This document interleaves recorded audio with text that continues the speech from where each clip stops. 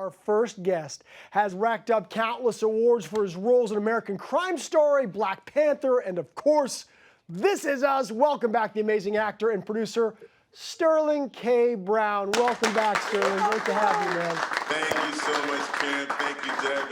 It's a pleasure to be here, guys. So great to see you. We're going to be talking all about your very, very important passion project in just a second here. But first, we got to ask about This Is Us. The next season is coming up in November. Now, last season, your character Randall and his brother Kevin were kind of at each other's throats a little bit. So please tell us you guys are going to hug it out a little bit.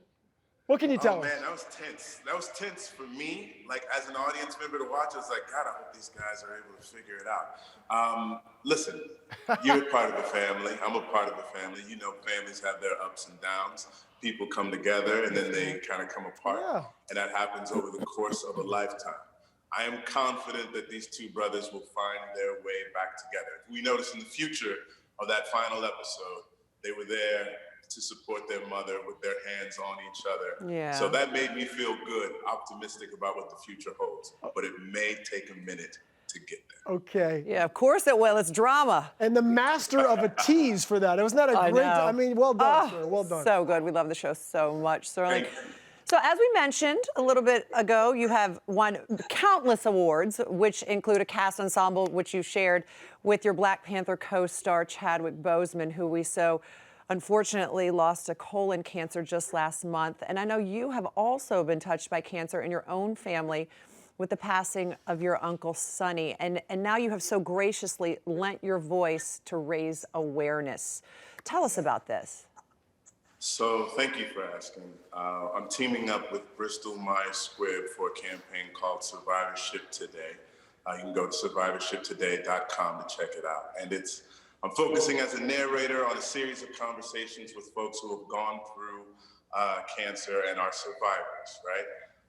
The fact that we're talking about people living long-term with cancer is a joy in and of itself. Because when my uncle Sonny, as you said, was diagnosed in 2004, it was 6 months from the day of his diagnosis in which he passed away. Oh my goodness.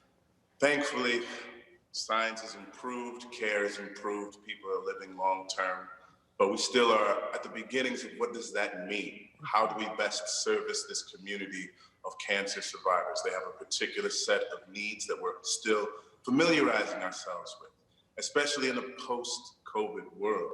A lot of the things that they went through when they were going through their cancer are starting to come back up again. There's fear, anxiety, stress, isolation. The world is feeling that, but the cancer survivorship community is feeling it in particular.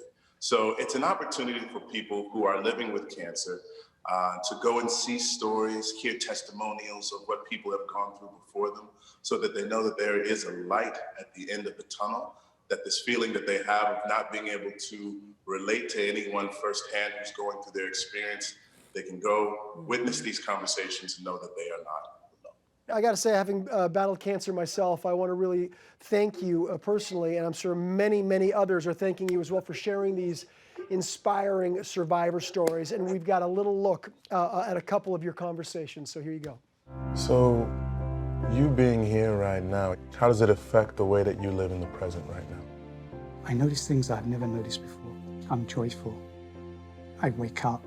I don't really care what the moment will contain, but I will live fully in that moment.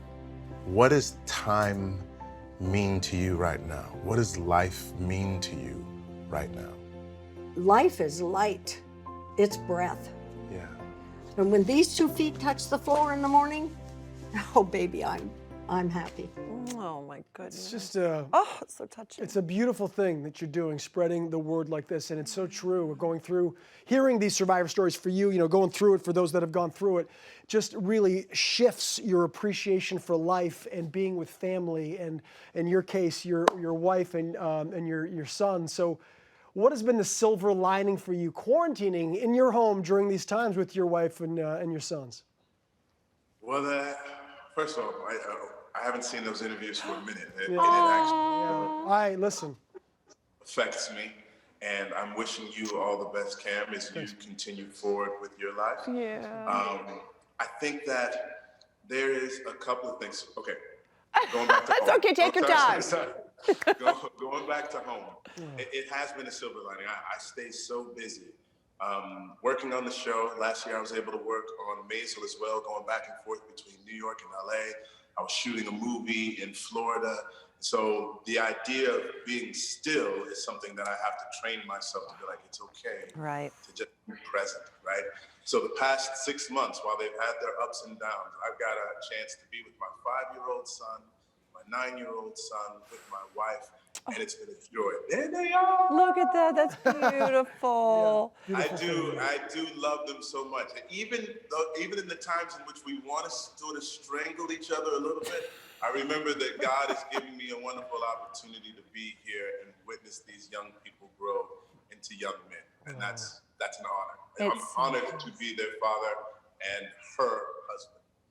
It's so true. I've said that too. I feel like it was God in the universe put us all on pause and said, remember what's important right now. Everybody just needs to take a deep breath and get back to basics. You know, there you go. You did it for us.